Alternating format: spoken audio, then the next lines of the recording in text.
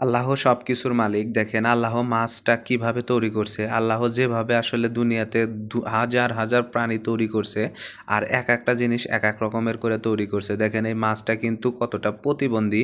আমাদের মাছ কিন্তু অনেক কোয়ালিটি অনেক রকমের হয়। আমি অনেক রকমের মাছ আপনাদের দেখাইছি। তার ভিতরে এই যে একটা মাছ, এই মাছটা দেখেন টোটালি প্রতিবন্ধী। তো এই মাছটা আমরা কাটবো, কেটে ডাগিং বানাবো। কারণ এই মাছটা কিন্তু অর্ডারের ছিল না। কিন্তু তারপরেও কাটতে হবে এই কারণে যে এই মাছটা আমাদের ডিম হবে না।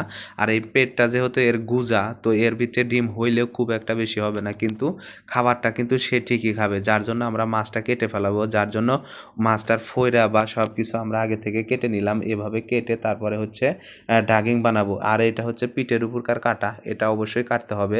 তো আমরা যদি অর্ডারের মাছ হইতো তাহলে গরম পানি দিয়ে কাটাটা শুধু একটু একটু করে উঠায় ফেলাইতাম। যেহেতু এটা অর্ডারের মাছ না, যার জন্য একটু বেশি করে উঠায় ফেলাইলাম, নেজটা কেটে ফেলাবো আর পুরাটাই আমি ডাগিং বানাবো।